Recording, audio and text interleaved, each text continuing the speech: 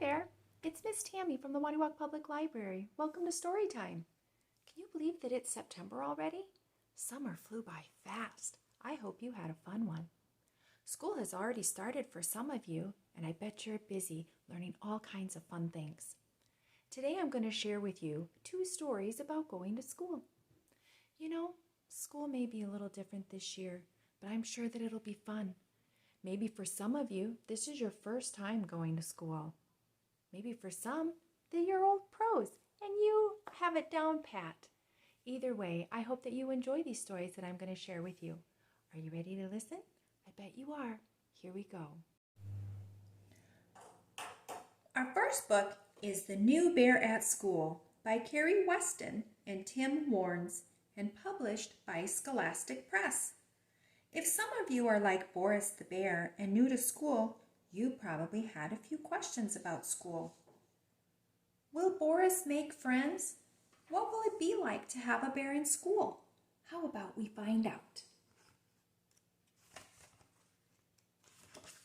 There he is on his way to school. The day that Miss Cluck said there was going to be a new animal in the class, everyone was very excited. When Miss Cluck said that the new animal was a bear, the other animals squealed with delight.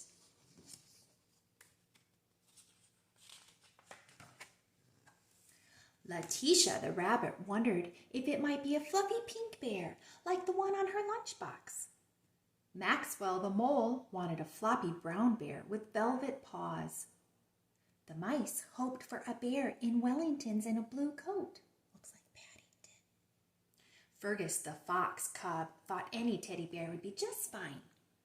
So when the classroom door opened and Miss Cluck introduced Boris, everyone, what do you think? What do you think they're going to do? Screamed! For Boris wasn't a teddy bear. He was an enormous, hairy, scary, grizzly bear. Miss Cluck told Boris she'd give him his uniform tomorrow and found a seat next to Maxwell. But as he sat down, there was a loud crack. It made Maxwell hide his face in his paws. "Oh, Boris," said Miss Cluck, "why don't you sit on the floor instead?" I think the chair broke. Miss Cluck gave Boris a new book and a pencil. He was very proud indeed. With a big, friendly grin, Boris turned to show the mice. But Boris forgot how fierce his teeth were.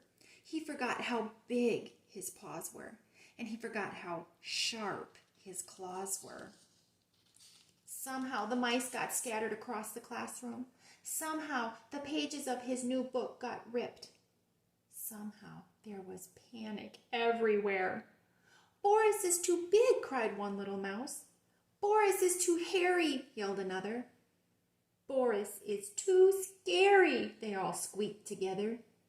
"Oh, Boris," said Miss Cluck, "please try to be more careful." Poor Boris. At lunchtime, everyone sat together. Oh, there was not enough room on the bench for Boris, and nobody moved over. That wasn't very nice. So he sat all by himself and dipped his big paw into a large jar of honey his mommy had packed for him.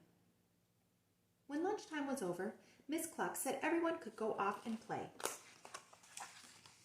The mice began a game of hide and seek. Everyone ran to find a place to hide. Oh, but Boris was too big. So Boris shut his eyes and counted instead. 1, 2, 3, "Coming to get you," Boris boomed. "Eek! Stop, stop!" No, they said. Maxwell ran crying to Miss Cluck. Oh. "Let's go inside and play some quiet games," said Miss Cluck. "And Boris, please try to be less scary, dear." The animals sat together in a circle. There was no space for Boris. Boris had nobody to play with and nobody to talk to. Tears filled his big brown eyes, rolled down his long nose, and splashed to the floor. "I'm a scary bear," he sniffed. "I'm a hairy bear," he sobbed. I'm just a great big grizzly bear. It seemed like a very long afternoon. Oh, Boris. Just want to give him a big hug. At last it was time to go home. Miss Cluck stood and waved as the animals set off through the woods. Maxwell scampered through the leaves. Letitia hopped along the bank. Fergus chased the little mice around a tree, and Boris plodded along far behind. Suddenly, from a hollow tree leapt the rat pack. Uh-oh. They don't look too friendly. Well, well, if it isn't the crybabies, said the meanest rat. Oh, and look, he's pokey. Letitia, Maxwell, Fergus, and the mice trembled while the rat pack circled around them. The rats didn't see Boris plodding along the path. All Boris could see was lots of excitement ahead, and he wanted to join in the fun. Boris stood up tall to greet the newest friends with his biggest, his whitest bear grin. And, yikes! It's a hairy bear! Yelp! It's a scary bear! Quick run! It's a hairy, scary grizzly bear! Said those rat packs. The rotten rats ran away as fast as their skinny legs could carry them. But I only wanted to say hello, said Boris. When Boris turned around, the other animals cheered. Boris is a hairy bear, they sang. Boris is a scary bear, they chanted. We're so glad that Boris is our grizzly bear. Suddenly, Boris felt very shy. If you're going to be a bear, he said very gently, then it's probably best to be a hairy, scary grizzly bear. The next day at school, the animals couldn't wait to tell Miss Cluck how Boris had saved them from the nasty rat pack. Oh, Boris, said Miss Cluck, what a good bear you are. At story time, everyone rushed to gather around Miss Cluck. There wasn't much room once Boris had sat down, but the rest of the class didn't mind one little bit. They all had a soft, warm place to sit after all. Where does it look like they're sitting? They're sitting right on Boris's lap, snuggled up next to him.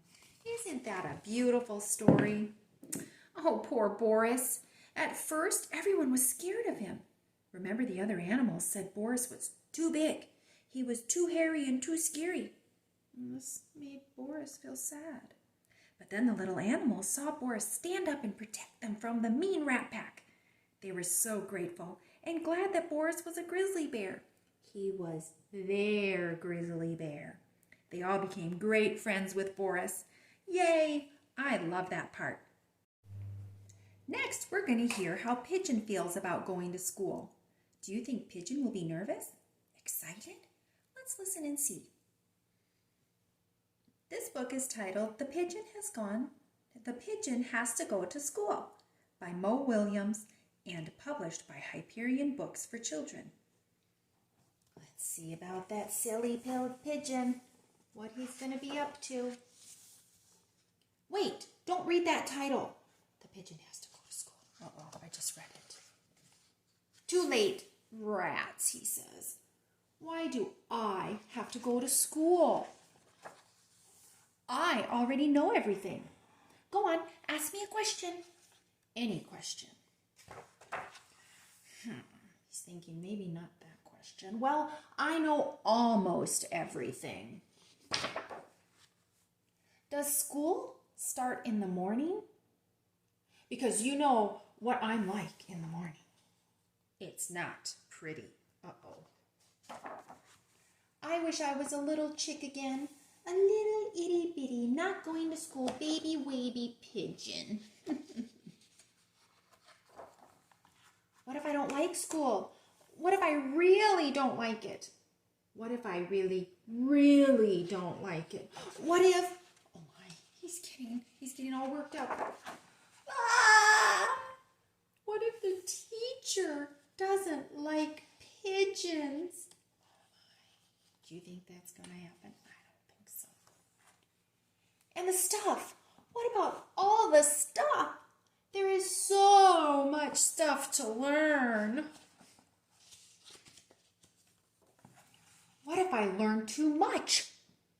My head might pop off. Pop. Silly pigeon. I'm scared. Oh, pigeon. What will happen at school? Oh my goodness, he's so worried and upset, and he's getting himself all worked up. Look at that. What if there is math or numbers? Why does the alphabet have so many letters? Reading can be hard with one big I. And what about lunch? What will the other birds think of me? Will finger paint stick to my feathers? Oh, what's up with those heavy backpacks? I'm a fragile bird. The unknown stresses me out, dude. Oh, poor pigeon. He's so worried about every little thing.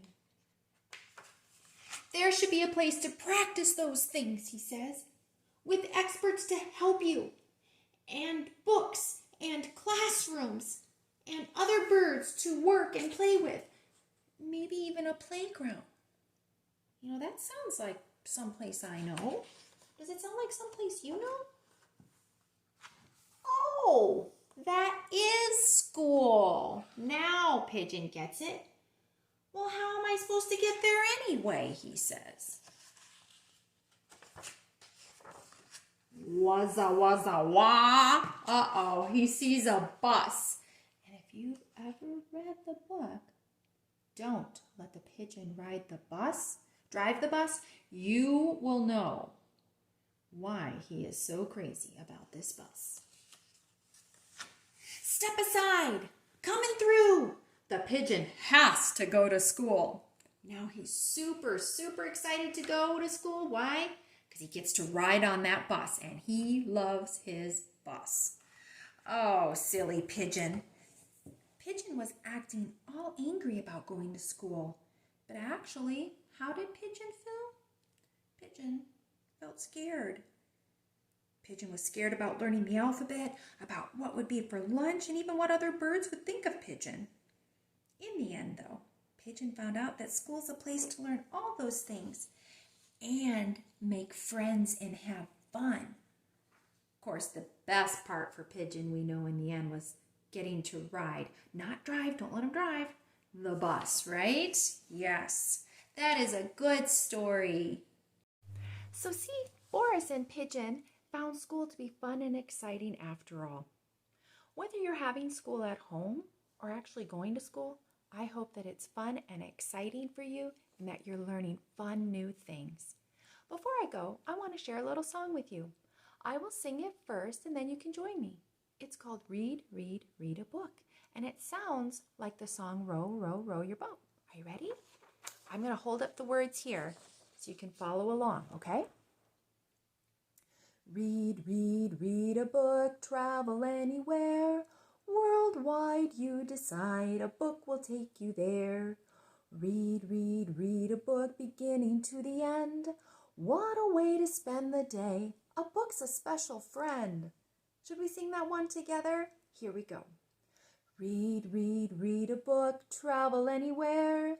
Worldwide you decide, a book will take you there. Read, read, read a book, beginning to the end. What a way to spend the day. A book's a special friend.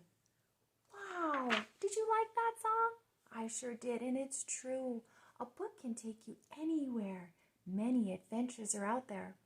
I hope to see you stop in at the library and pick up a book full of wonderful places and adventure. Until then, see you next time. Bye.